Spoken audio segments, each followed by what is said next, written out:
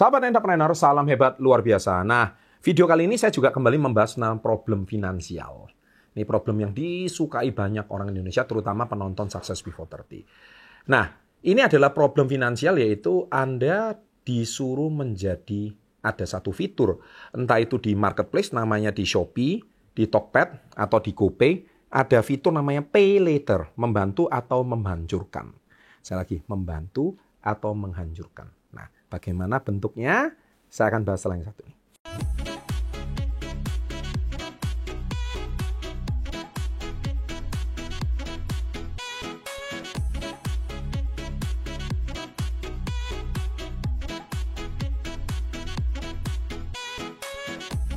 Welcome to Success Before 30, Business and Financial Mentoring.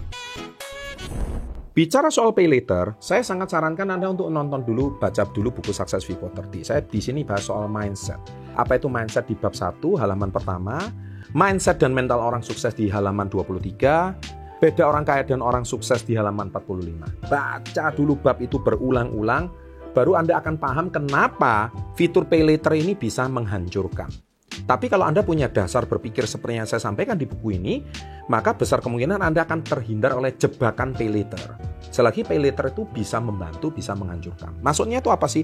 Pay later adalah pinjaman cicilan tanpa kartu kredit yang memberikan penundaan pembayaran. Tidak perlu bayar sekarang dan bisa bayar nanti secara mencicil. Ini adalah cara pembayaran dengan cicilan selama beberapa bulan. Ya seperti kartu kredit lah, tapi bagiannya tidak punya kartu kredit.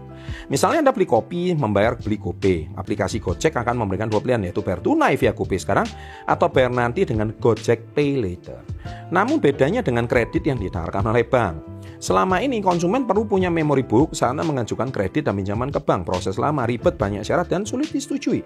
Namun Pay Later membalikkan itu semua dengan proses mudah, cepat, minim syarat, cukup lewat ponsel dan relatif mudah disetujui. Inovasi pembayaran Pay Later laris manis di konsumen belanja online. Meskipun belanja Pay Later jauh lebih mahal dibandingkan kartu kredit bahkan KTA bank.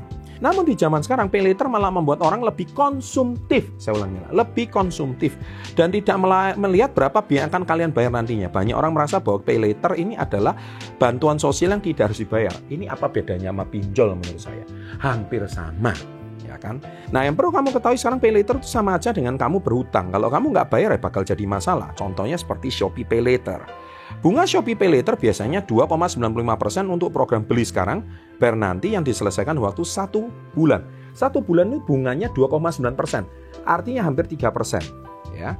Selain itu di Shopee Pay Later juga berlaku biaya penanganan sebesar 1%. Contoh perhitungannya, jika Budi membeli barang seharga 100.000, maka ketika ia membeli opsi Pay Later, jatuh tempo barang yang harus dia bayar adalah 103.950. Maka pikirannya, murah lah, cuma 3.950 kan. Perlu kalian ingat bahwa Shopee Pay Later juga menjatuhkan denda bagi pengguna yang telat membayar tagihan. Jadi Shopee Pay Later memberikan denda 5% per bulan seluruh total tagihan. Jadi ini bedanya sama pinjol apa? Ini lebih parah dari pinjol. Maka 100.000, maka total tagihan yang harus Anda bayarkan adalah 105.000. Jumlah tersebut akan terus meningkat setiap bulannya. Saya rasa Pay Later ini dasarnya hanya menyediakan layanan keuangan untuk kalian agar kalian bisa membeli barang tanpa harus ada terlebih dahulu uangnya. Namun, ini hanya mengingatkan jiwa konsumtif Anda lebih keras lagi. Sehingga saya tidak menyarankan menggunakan Pay Later. Jadi lebih baik Anda beli barang kalau uangnya ada. Makanya, saya juga pernah membahas di video mengapa uang Anda cepat habis. Saya sudah bahas ini di buku Success Before 30. Saya pernah bahas ini sangat-sangat lama sekali. Karena Anda itu tidak tahan untuk memenuhi gaya hidup. Anda tidak tahan untuk memenuhi yang namanya keinginan, bukan kebutuhan. Nah, ketika Anda tidak bisa memenuhi keinginan, Anda cenderung untuk berhutang. Nah, sekarang dengan adanya Shopee Pay Later, bla bla bla dan sebagainya, Anda tidak sadar Anda itu dipancing untuk berhutang. Anda pikir itu uang Anda, padahal itu bukan uang Anda, itu adalah uang yang harus Anda bayar. Nah, karena Anda memudahkan, karena Anda tidak bisa dapat pinjaman sana-sini, akhirnya Shopee menawarkan pinjaman. Salahkah Shopee? Tidak. Semua syarat dan ketentuan berlaku. S dan K berlaku. Orang Indonesia paling malas baca S dan K berlaku. Dan alhasil apa yang terjadi? Akhirnya Anda mulai terjebak pinjaman online. Ini sama dengan pinjol, tapi ini legal. Banyak pinjol ilegal, ini pinjol legal. Ketika ini digiring terus-menerus berita ini, dan akhirnya nggak lama kemudian Pay Later ini akan menjadi sebuah bom waktu. yang akan menghancurkan Anda. Nah, supaya mindset Anda ini menjadi orang yang tidak konsumtif, belanja seadanya, jangan terlalu konsumtif.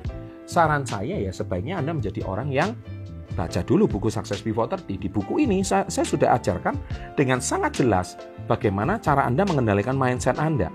Bagaimana cara Anda, apa beda orang kaya dan orang sukses. Bagaimana cara mereka mengelola keuangan mereka, apa yang membedakan mindset mereka. Kalau dasar ini Anda sudah punya, maka maupun ada pay later, mau ada apa, Anda tidak akan tergoda. Kalaupun Anda terpaksa memanfaatkan pay later, Anda akan membayar tepat pada waktunya. That's it. Mungkin Anda pikir, 100.000 mah 3.000 murah. Nah, itu yang terpancing 3.000-nya murah. Padahal Anda lupa uang 100.000 itu harus dibayar. Pastikan Anda kalau meminjam, pastikan uangnya bakal ada. Kalau uangnya nggak bakal ada, itu fatal dan bahaya. Demikian video kali ini. Bagaimana komentar kalian mengenai fitur pay later? Siapa yang pernah memakainya? Siapa yang tergoda untuk memakainya? Dan siapa yang sekarang sudah tidak bisa membayarnya? Tolong tulis di kolom komen sekarang juga. Sukses untuk Anda. Salam hebat luar biasa.